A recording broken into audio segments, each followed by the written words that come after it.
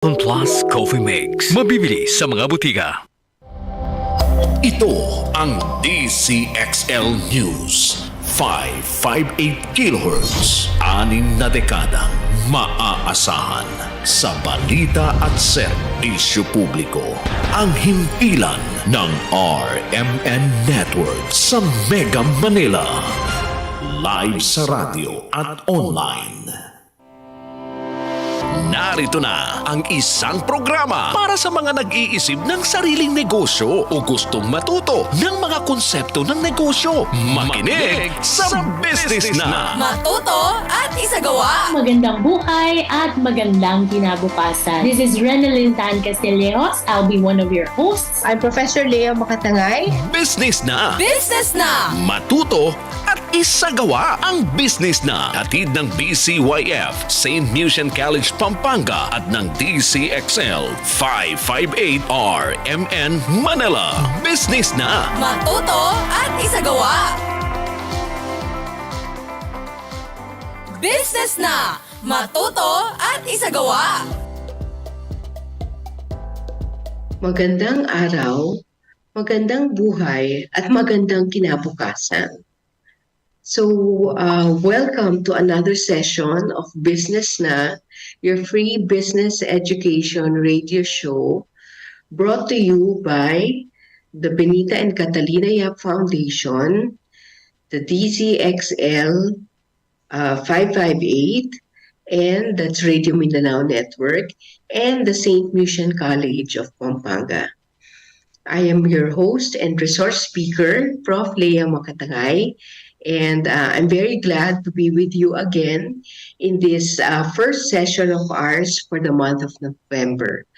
All right, so but before we start, gumawa muna tayo ng isang review, no, ng ating mga lessons nung at least yung previous lesson natin, no. So we talked about financial literacy, no. So kung naalala nyo, pinag-usapan natin yung mga konsepto tungkol sa financial literacy, no? Yung kaalaman tungkol sa pera at pangangasiwa ng pera at paano palaguin ang ating wealth based on our current income. No? So napag-aralan natin yung importansya ng mga konsepto tulad ng pag-iipon, no? Saving. And then we also talked about the importance of planning. No, napaka-importante magplano, no, tungkol sa mga tungkol sa pangangasiwa ng pera, no, financial literacy.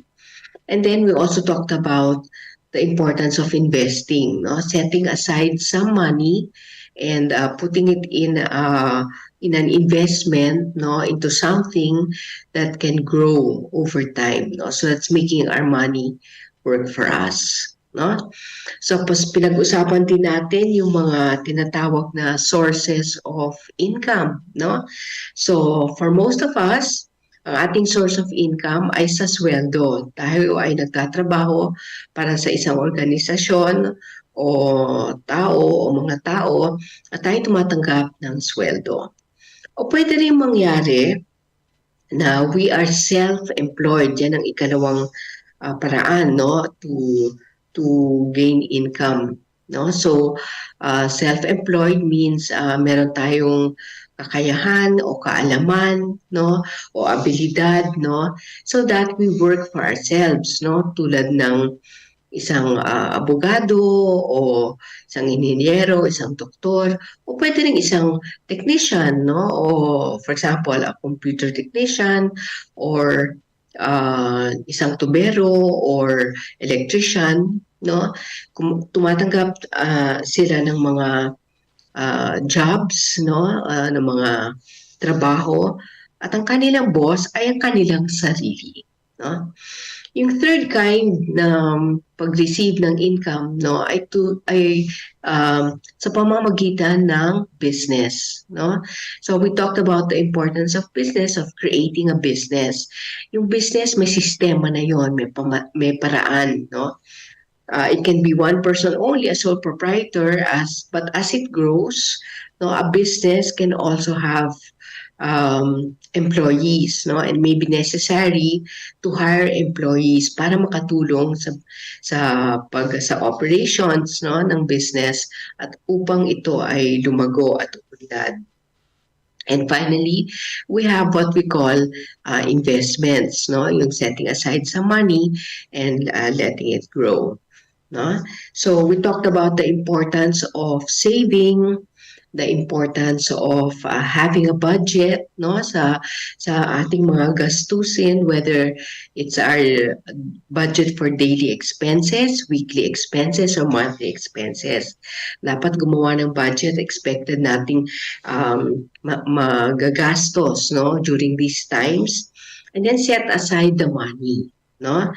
We also learned mga formula, no? Before, income minus expense equals savings, no? Pero kung minsan ang nangyayari, nauubos na yung pera sa expense, wala nang natitira para sa savings. So we thought that it might be a better idea to have another formula. So that is income minus savings equals expense. So iset aside na yung iipunin, no, the savings, itabi na yon, whether sa bahay o sa bangko, no, o sa GCash, pwede rin, and then kung anong matira, no, then that is what we will budget, no, yung pang expenses, no. We also talked about formulas and other kinds of formulas. For example, 100% ang iyong, let's say, ang disposable income o take-home pay. You can subtract 10% of that to pay your debts. Kailangan bayaran ng utang. Then subtract 10% para sa ipon, no, for some savings. At ang matitirang 80%, yun ang ibabudget at ibabayad sa ating mga expenses, no? So that's a suggested formula. O pwede ring formula, some people, 100% yung disposable income, minus 10% para sa mga utang, minus 10% para sa pag-iipon, no? sa savings, or minus 10% sa tithes or offering to God, at yung matitirang 70%, yun ang kanilang ibabudget, no, para bayaran ang mga gastusin. Okay? So, those are the important concepts, no? As much as possible, try not to loan, mag-utang, unless it's for major life expenses, no? And it's important to plan, no? To plan the expenses per stage in life, no? For example, in your studies, and then maybe when you decide to buy a car, or if you will get married, what are the expenses, and then planning for the education of your children, and then maybe to buy a house, and so on. Kailangan planiyado yun all the way until retirement. Okay, so that's just a review of the financial literacy lessons. You can always review in our page, no, in our community page of Business Na, these videos, no, tungkol sa financial literacy.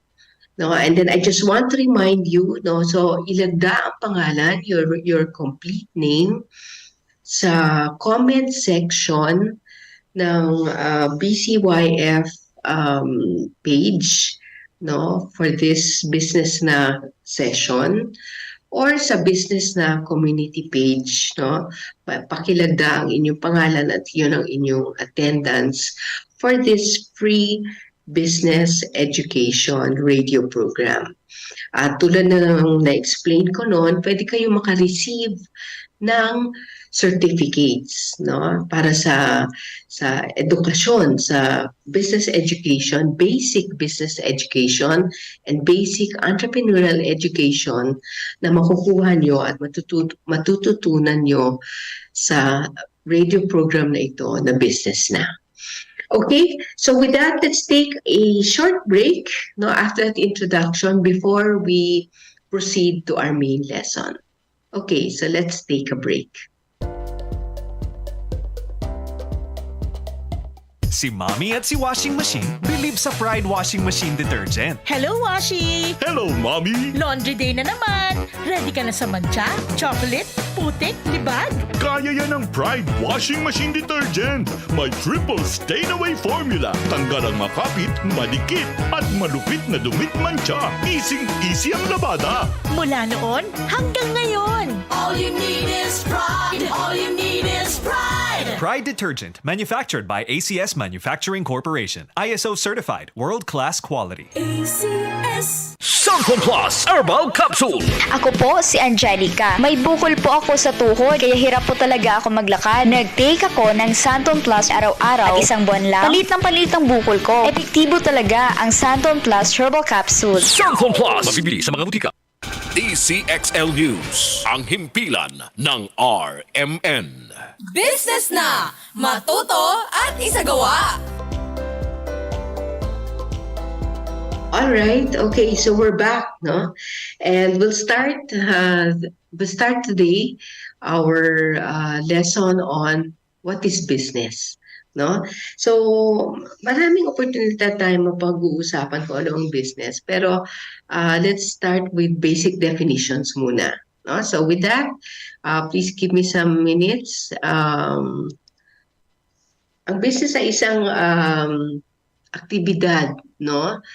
Na for some people it comes naturally, no, yung pagbi-business, no.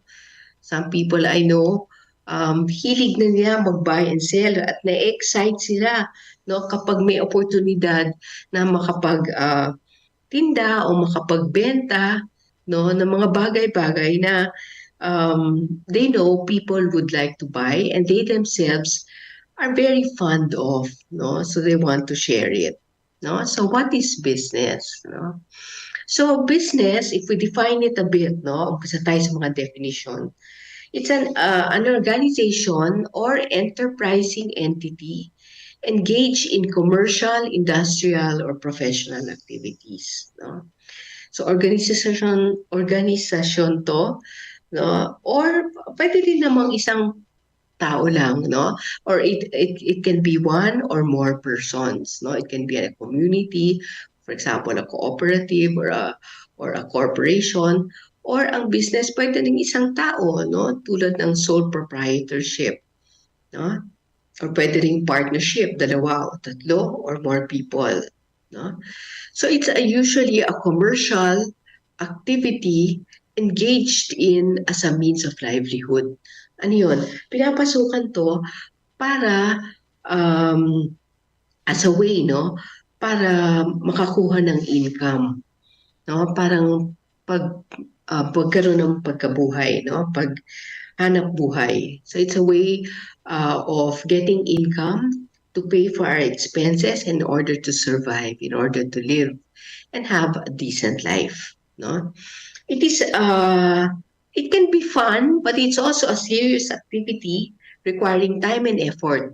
And usually, we try to avoid distractions, no, para makafocus sa business, no. It's an occupation, a profession, or a trade, business. The purchase and the sale of goods, so bumibili tayo ng mga goods, kuminsan as is, nire-repack, no, yung for example, rice. Pwede tayo bumili ng rice, nire-repackage, tapos isa-sell in smaller quantities, no? Pwede bumili sako ng bigas, tapos isa-sell as in kilograms, no? By kilos. O pwede rin bibili ng raw materials, no? At gumagawa ng isang, let's say, basket, no? Isang produkto at binibenta yung basket. O kaya naman, pwedeng pagkain, no? So bumibili ng harina, ng asukal, ng asin, no? And yeast and all the materials for baking bread, no? Pwede mag-produce ng bread at yung bread ang tinitinda, ang binibenta. In an attempt, in the hope of making a profit, no? Upang magkaroon ng tubo. No? Of course, kita is the revenue and tubo is the profit. So ano ang negosyo sa Tagalog? Mga gawaing nakalilikha at nagbebenta ng kalakal o serbisyo na tumutugon sa pangangailangan ng mga tao. So napaka-importante na tumutugon sa pangangailangan ng tao. In other words, we are catering to the needs of people.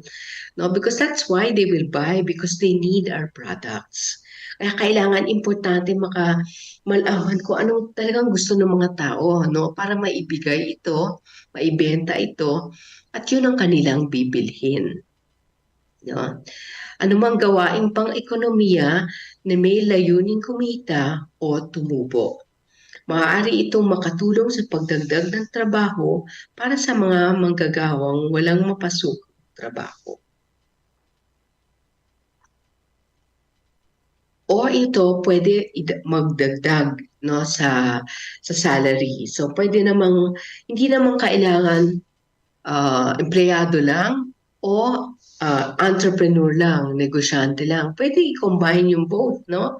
Pwede magkaroon ng trabaho, but at the same time, having a sideline or a business to supplement, no? Para makatagdag sa sweldo, no? Sa sweldo ng isang tao.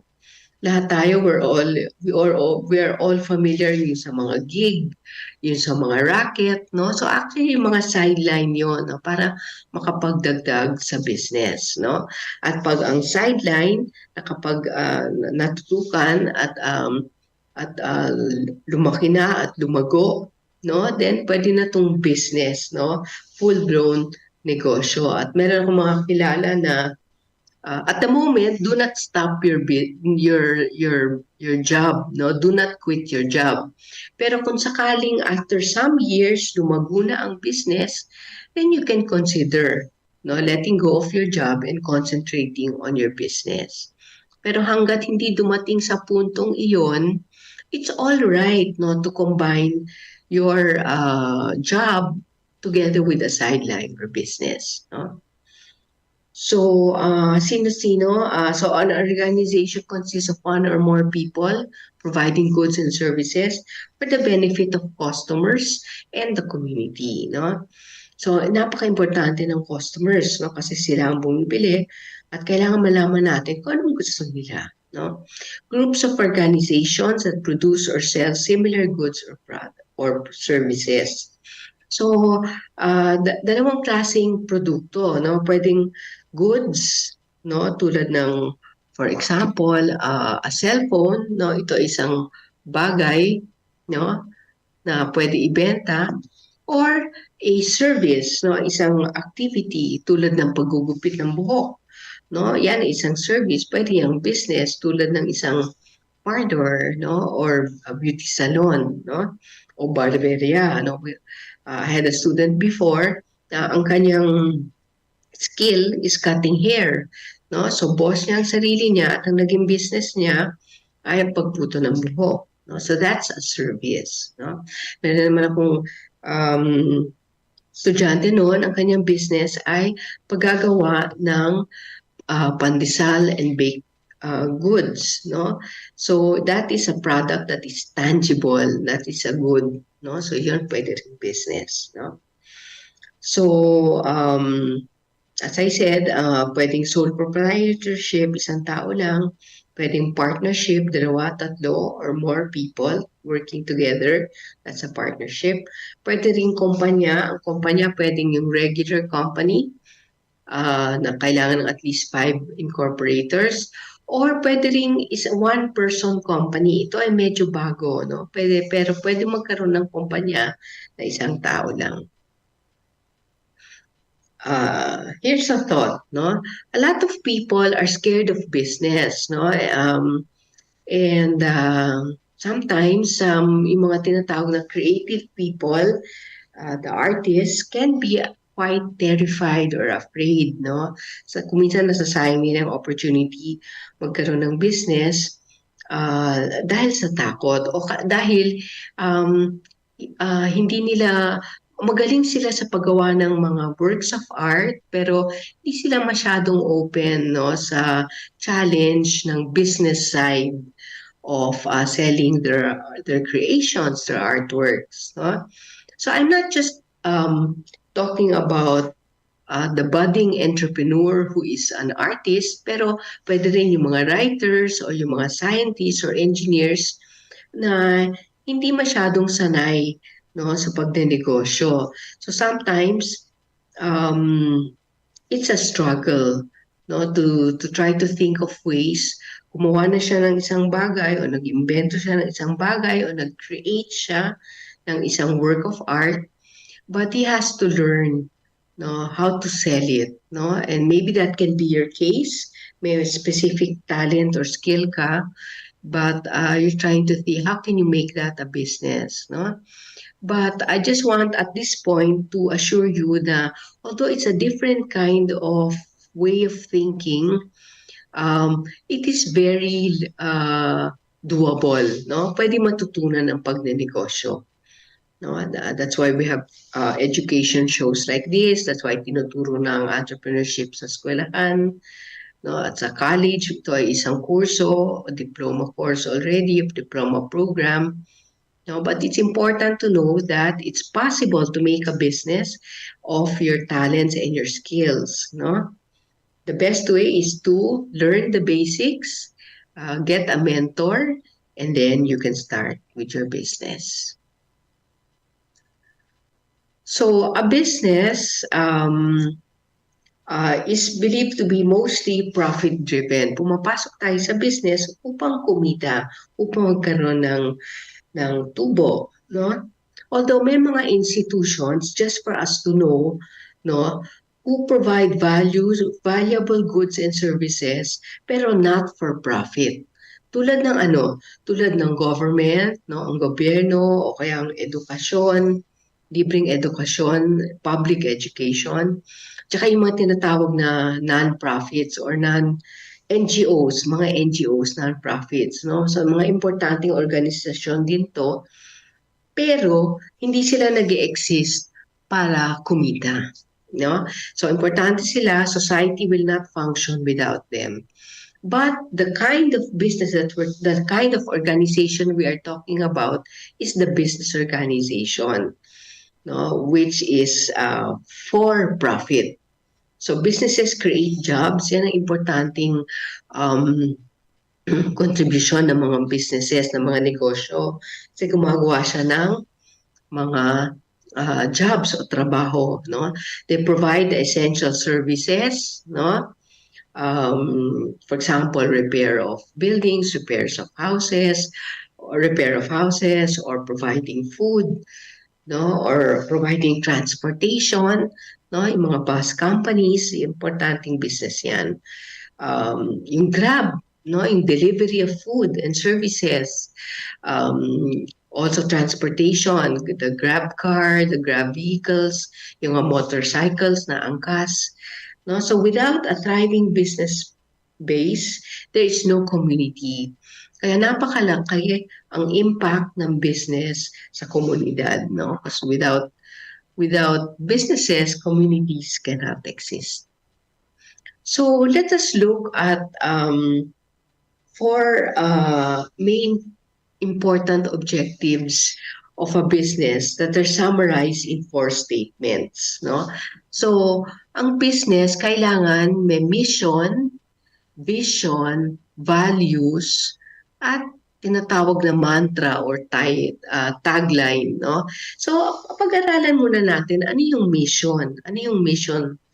A mission statement, siguro, ito kailangan pag-isipan ng nagnenegosyo, pero una iisipin niya kanyang produkto, no? And then, pero kailangan importante na pinag-iisipan na rin niya kung anong gusto niyang gawin. Yung kanyang reason for being of his business. At yun ang mission statement. The mission statement describes the reason that the company exists, no? Bakit nag-i-exist ang kumpanya mo? Bakit ka nag-invento ng kumpanya o nagtaguyod ng kumpanya or ng sole proprietorship? It focuses on the present and is used to align the firm's employees to a common cause and to communicate that cause to the public. So ano bang ginagawa mo? So for example, our mission is to provide good food, or our provision is to provide excellent transportation. No? Yung mission clarifies the organization's purpose. No? Your reason for being. No? Yan ang mission statement. Mamaya titignan natin yung mga example ng mission statement. And then we also have the vision statement. This describes the future the company wants to pursue in a long-term basis. The future state the business has not yet achieved. The vision refers to the big ideas that the company aspires to attain. No? So, yung mission, focus siya sa present. Pero yung vision, focus siya sa future. You can look, for example, at 5 years from now. No, you can describe what you want your business to be. No, ano yung future state that you want your business to be. Okay, so let's stop. I'll stop sharing. Let's stop for a while, and we will have a station ID.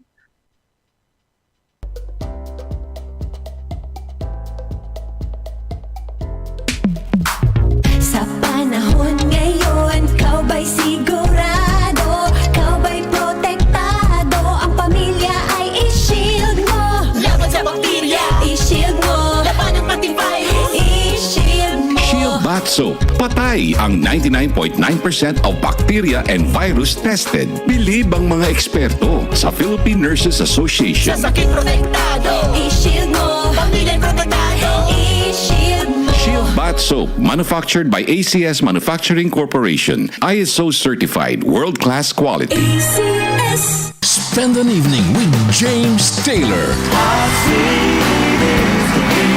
and his all-star band. The American icon is back on tour April 8 at the MOA Arena. Multiple Grammy Award-winning James Taylor and a night full of his biggest hits. With special guests Ai Segura and Noel Cabangon. Tickets at smtickets.com. James Taylor from Ovation Productions, Blast TV, and DZXL 558. Sunford Vitamin C, ang alkaline no vitamin C. Ako nga pala si Rodolfo Puentes, isang tricycle driver. Mahirap na magkasakit, kaya uminom ako sa Santone Vitamin C. Yun na rin pinapainom ko sa pamilya ko at mga anak ko, ang Santone Vitamin C. Sunford Vitamin C, ang alkaline no vitamin C. Mabibili sa pinakamalapit na butika sa inyong lugar. Mula sa #1 Smart Dishwashing Paste. Ang galing-galing mo. Smart dishwashing paste ko. Pritong ulam na masebo. Plato o kaldero. Tanggaling for everyday. Ganyan pag Smart ang dishwashing paste. May double tanggaling formula. Tanggal galing ang sebo at bakterya. Bahid para walang bahid. Linis fantastic sa metal at plastic. #1 ko to. Tanggaling-galing mo. Smart dishwashing paste. Heavy duty linis bawat pahid. Smart Dishwashing Paste, manufactured by ACS Manufacturing Corporation. ISO certified, world-class quality. ACS. DZXL News, ang himpilan ng RMN. Business na! Matuto at isagawa! Okay, we're back, and I'll share my screen for those who are on.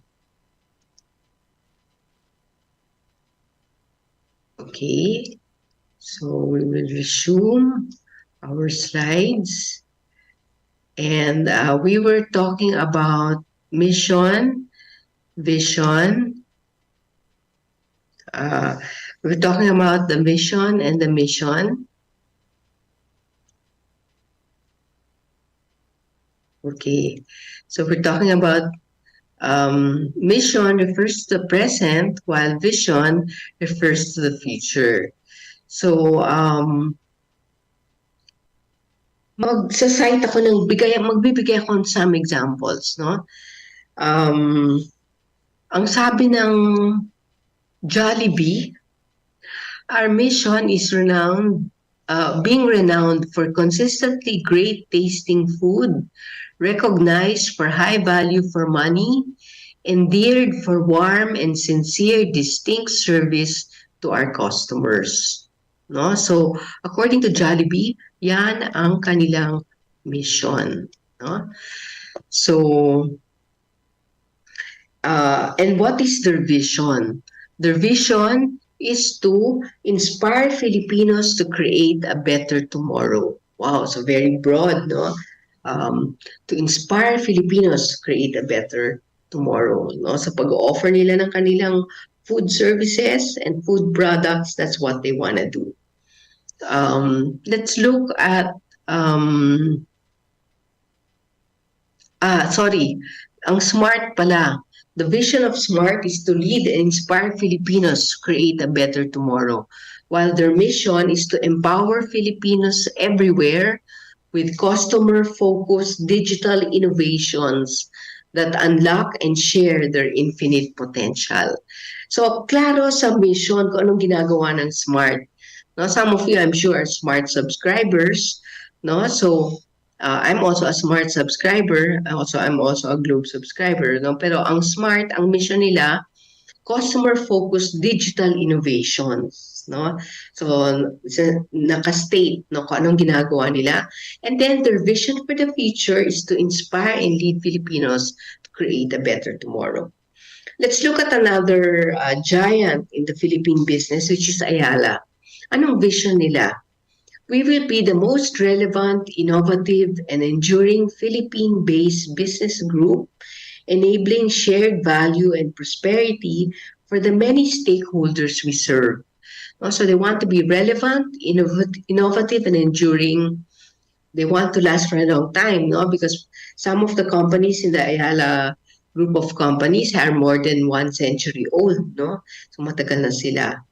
No, and they want to share value, enabling to have shared value and prosperity. They want to share the wealth with people. Yung mission naman nila, anchored on values of integrity, long-term vision, empowering leadership, and with a strong commitment to national development, Ayala fulfills its mission to ensure long-term profitability and value creation. Ayala creates synergies as it builds mutually beneficial partnerships and alliances with those who share its philosophies and values. Hindi masyadong specific kasi ang Ayala Group, maraming kumpanya yan. No? So, Globe, IMI, so they are in energy, they are in vehicles, cars, no, healthcare, education, real estate, semiconductor manufacturing, and so many other things. Kaya hindi masyadong specific. But they want to, it shares that they also want profitability and value creation and to build synergy. No, in other words, to work together to grow, no, for growth and development. Okay, tignan naman natin ang mga mission na nasa tulad ng McDonald's, no? Ang mission ng some foreign companies, no? Mission of McDonald's.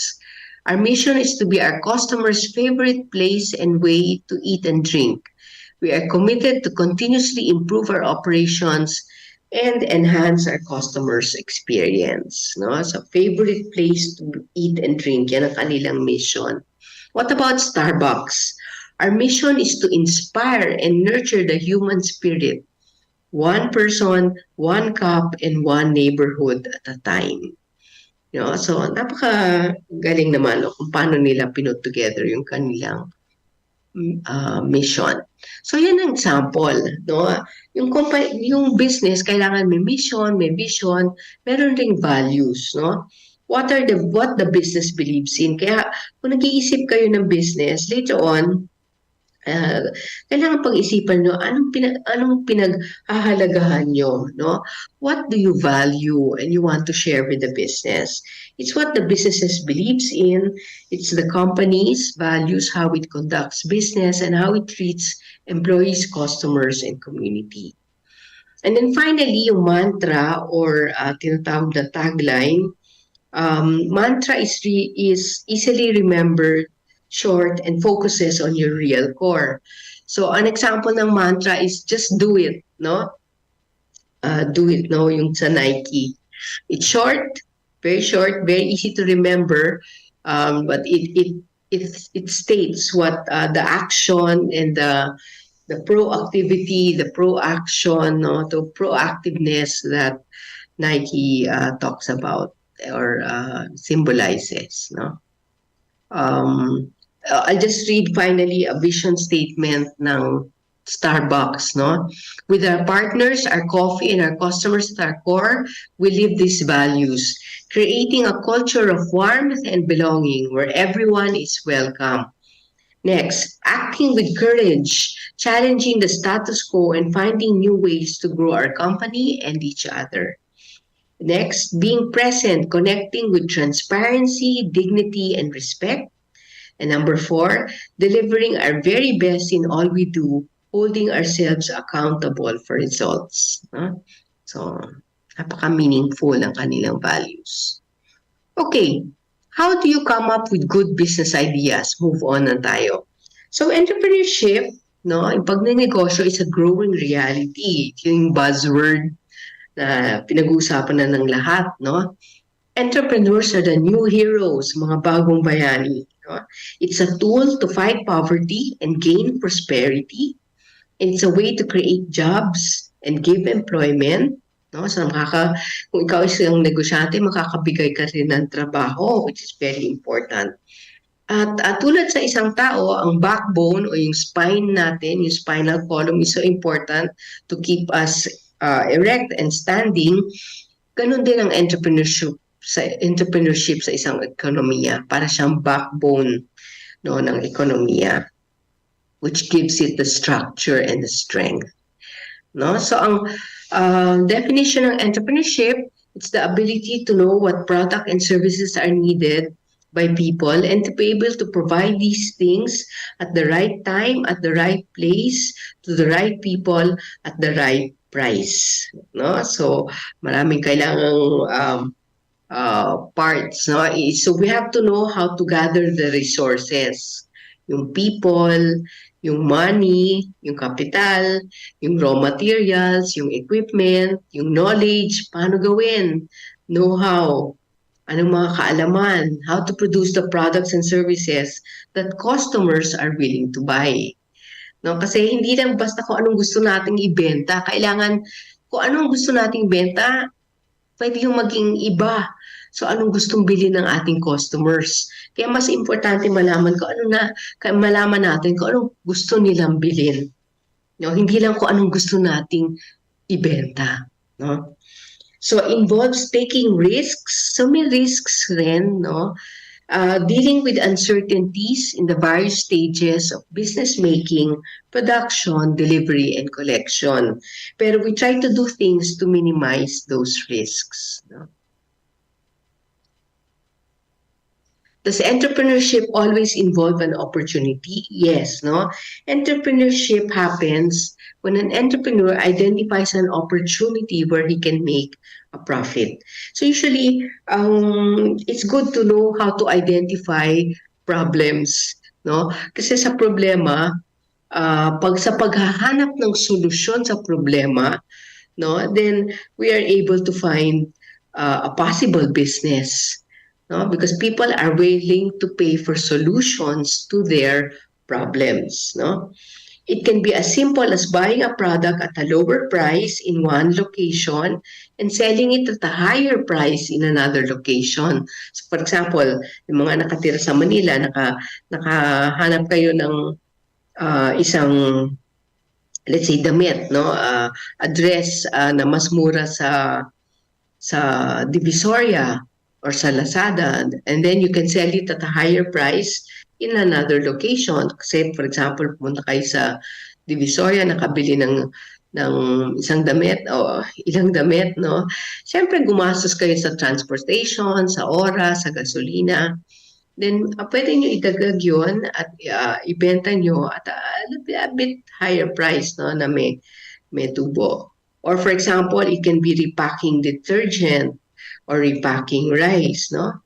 So those are relatively simple businesses. Pero pwede rin complicated, no? Mas complex, tulad ng pagpili ng new materials or combining it in a new manufacturing process, a new technique, produce a new product, and sell at a price that is greater than the cost of producing. So, for example, baked products, convenience store, or karinderya, or a kiosk or a restaurant. Usually, businesses have something new. This entrepreneurship always involves something new, usually yes, but the something new can be big or dramatic or small and subtle. Hindi naman kailangan dramatic na something so new, no? I remember somebody who was selling coffee, tapos nakita niya yung mga competition niya, kape rin ang tinitinda. So, ang ginawa niya, nilagyan niya ng scoop of ice cream yung kanyang coffee just to add flavor and a variety of taste. At mas nakabenta siya, no? Kasi he added something new or unique to his product. So innovation, introducing something new, whether a new product, a new method, or a new idea. To innovate is to translate an idea or invention into a good or service that has commercial value. Kailangan yung idadagdag natin or yung something new has commercial value, meaning people are willing to buy them. No? So, as I said, it can involve a new concept. So, tulad ng mga inventor. Yung mga inventors, tulad ni Steve Jobs, di ba? He's a genius, no? He created things like the iPod, the iPad, no? So, yung iPod for music, no? To be able to listen to music, to be able to download music, make a playlist, no? Of songs and music that we want to hear, no? Yung iPad, no, before, people did not realize that they needed something between a cell phone and a laptop. No? Lighter and smaller than a laptop, but bigger and with more capabilities than a cell phone. And that was the iPad. So, nag-umpisa siya, Steve Jobs, ng the padlet industry. No? So, he created a whole new industry. No? Or an enterprise can build on an existing concept but give rise to a new business. No? So, chicken is an existing food business na. Pero binigyan ng twist ng Jollibee, ng fried chicken, langhap, sarap. And that is the Jollibee chicken. No? Or it can also involve an existing na yung concept at existing na yung business. What am I referring to? Pwede ring job na magkaroon ng franchise, no? Existing na yung concept at nag-exist ang business, so you create another branch. So business rin yun. Another branch or a franchise. Okay? So we'll pause for a while. I'll see you after this break.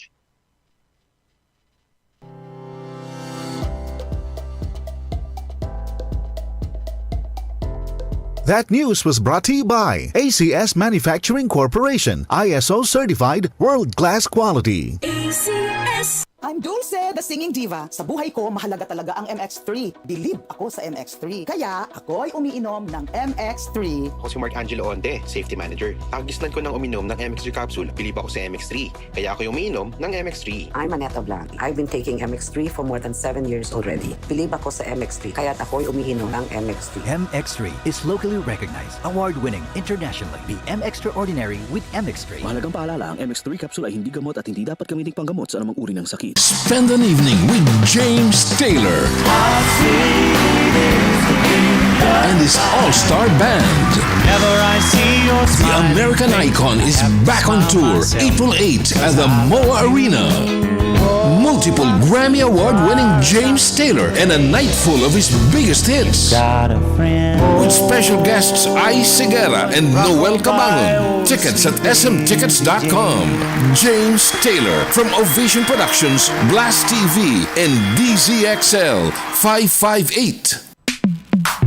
Sa panahon ngayon, kau ba'y sigurado? Kau ba'y protektado?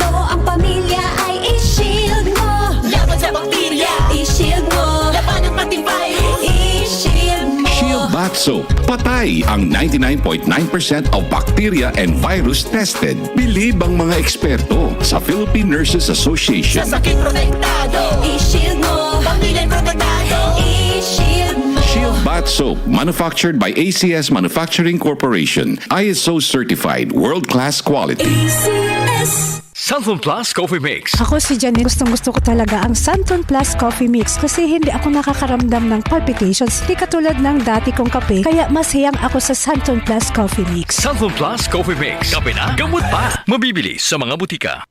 DZXL News, ang himpilan ng RMN. Business na, matuto at isagawa.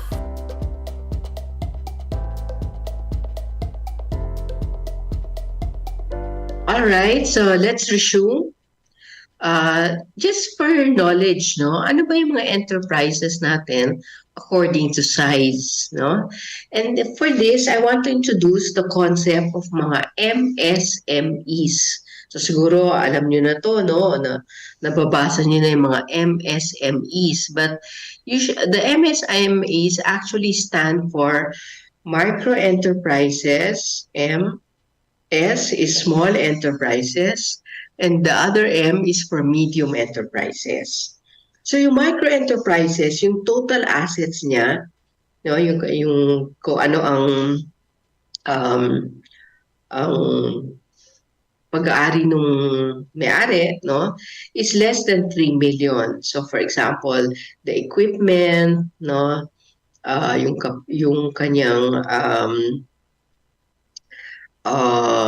building, if ever, kung may building siya, or a kiosk, a cart, no? So less than 3 million.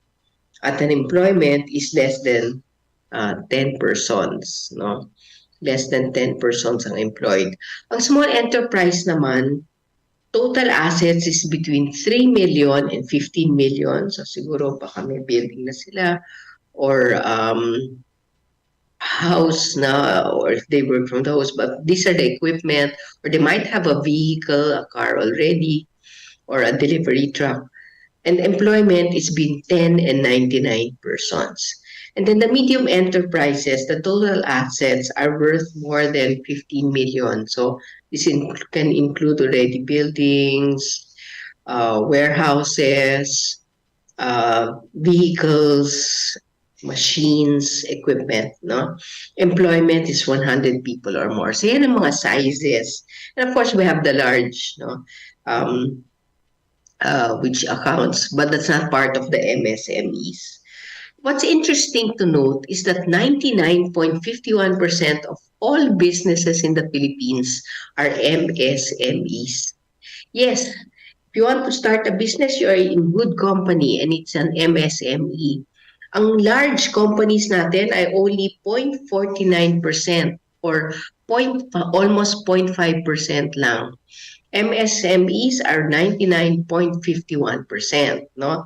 And of this, yung pinakamarami are the micro, no, which is 88.77%, no? And then the small, and then the medium. Anong industries, no, matatagpuan ang mga MSMEs? Usually nasa yung 47% are in wholesale and retail trade, repair of motor vehicles and motorcycles. 14% are in accommodation and food services, rentals, no? Manufacturing accounts for almost 12%. Other service activities are 6.2%. And financial and insurance activities, no, financial activities, so pagbebenta rin ng insurance, 4.78%. Others are 16.23%. Where are the regions with the greatest number of jobs created by MSMEs? It's National Capital Region, ang pinakamaraming jobs na na-create ng MSMEs, followed by Region 4S, Calabarzon, Region 3, Central Luzon, then Region 7, Central Visayas, then Region 6, Western Visayas.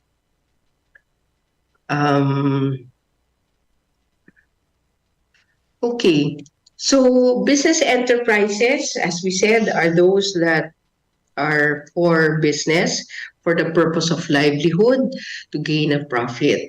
Some examples of commercial activities are manufacturing, trading, selling, distributing. Entrepreneurs start and develop businesses to earn a living for themselves and their families.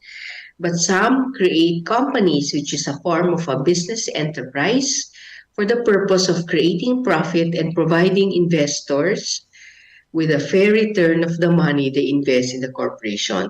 Kasi pag lumago ang business, pwede itong maging kumpanya o pwede sa umpisa, pwede na rin ang structure niya ay kumpanya.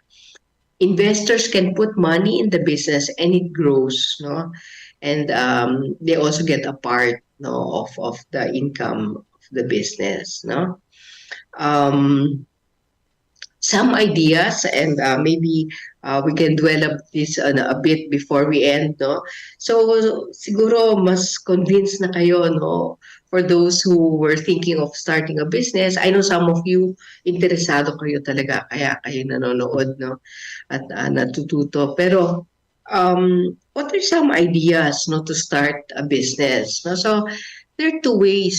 Well, there are many ways, no? But first of all, yung na-mention ko na, which is look for opportunities. And opportunities can be found in problems, no? So, kung minsan yung problema, we tend to think that they're negative. But, you know, in Chinese, the character for crisis is also the same character for opportunity. Meaning sa isang crisis o problema, pwede ka makahanap ng oportunidad, no, to be able to gain something out of it. So sa mga problema, look for solutions, no? That's why in another lesson we will talk about yung ways, yung opportunity seeking, no, ways of looking for solutions, problem solving capabilities. Ito mga kailangan na traits and characteristics ng isang entrepreneur, no? So that's what I said, no? So look for problems, not so much for problems in themselves, but looking for solutions to the problems na pwedeng pagkakitaan, no, that can become profitable. Another is looking inside yourself. Ano mga interests mo, no? What interests you? What do you like to do, no? Anong mahilig mo, anong kinahihiligan mong gawin, no? Or either as a hobby or even as work, because some people do work which they like to do, and it's not really so much work anymore, no? Or a hobby that you like to do, or an interest, o magaling ka ba manahe, mag-crochet, mag-macrame, mag-decoupage. May kaibigan ako na naging hobby na niya, na bumibili siya ng jute bag at nilalagyan niya ng design, tinadecoupage niya at nabebenta niya to, no? At marami nang bumibili ng kanyang mga jute bag kasi napakaganda ng mga designs at napaka-pulido ng kanyang paggawa, no? Quality yung kanyang mga produkto, no?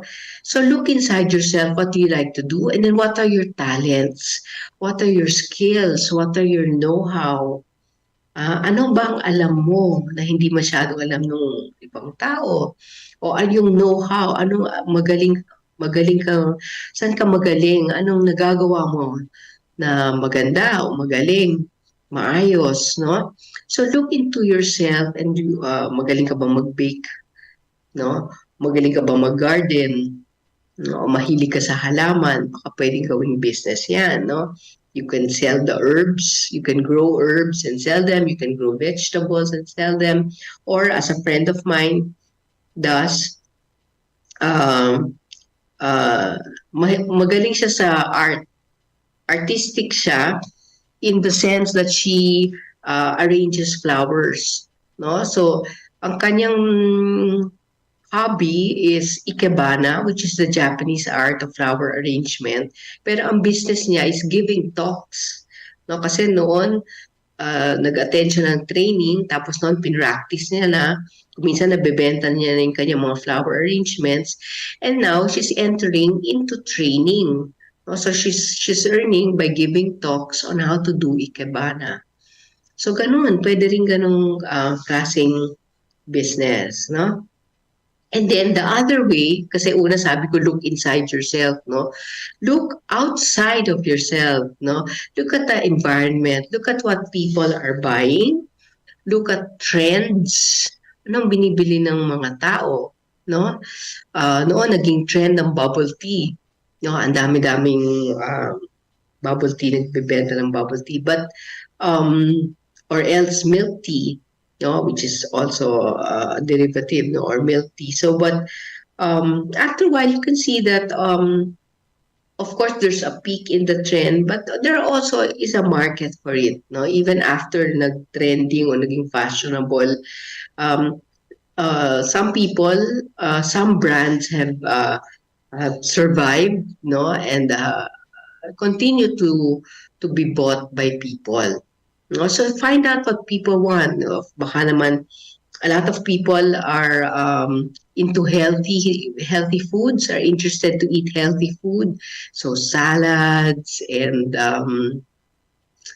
to be able to do to eat, let's say, organic foods, which unfortunately are sometimes more expensive, but they are healthier and people are interested to buy them. That's why you find mga salads, no, in online markets, in online platforms such as Facebook or Instagram, no. So look what people want to buy, and then what's happening. Christmas is approaching.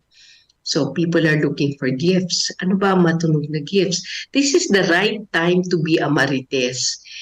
Huwag maging marites sa mga chismis tungkol sa mga buhay ng mga tao, but be a marites about what people are buying, what people want to trade, want to sell, want to give as gifts, no? Yan mga matunog na uso, no? So native products are getting native wear, native clothes, and textiles are more and more getting popular and receiving a lot of support also, no, from government and various entities, no, and so on, no. So try to find out what are the trending things that people want to buy, want to purchase, want to look at, want to own, no?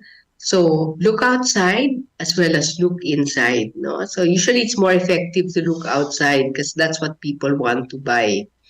No, but it can also look inside you, no, for what you want to do or where your talents lie, and then adjust them to what people want to buy or are interested in. Okay? And then finally, and then also, I'll go back to what I said earlier, look for opportunities, no? Where there's a problem, where there's an issue, where there's a gap, or a service or a product that's not being provided for in your community. No? So baka sa komunidad mo, napakalayo. I remember I had a student na she was in Mindanao, no, and the students of a school nearby had to submit products that are assignments rather that are printed, no, printed assignments, no, by computer, sinulat sa computer and then printed. But the nearest, but there was no nearby printing facility, no? So kaya nasa bayan na napakalayo. So she decided to have a printing business and a photocopying business in her place, which is very near walking distance to a school, no? So sinabi niya, no, kinwento niya sa mga magulang ng mga bata kasi she also had a child studying in the school about her business, no? And soon yun, no, lumaganap yung business niya, no, which is printing. So she invested in a computer printer, no, also a computer, no, a laptop as well as a computer printer copier, no, and then of course the paper and so on and the ink, no. So of course she did the numbers, no, pinlano niya magkano and how much she will sell para ma-recover niya yung costs later on, no? But that's, you see her awareness, no? Kung ano yung problema sa area nila at ang kanyang problem-solving ability to find solutions to the problem. All right? Okay, so with that, we end this initial discussion on business itself and entrepreneurship. And I hope you learned something, right? All right, so I hope to see you again next Saturday. All right, try to review these concepts that we learned, and I hope I've given you some ideas for the businesses that you want to start in the near future. So with that, thank you. This is Prof. Leia of Business Na telling you magandang araw, magandang buhay, at magandang kinabukasan. Goodbye.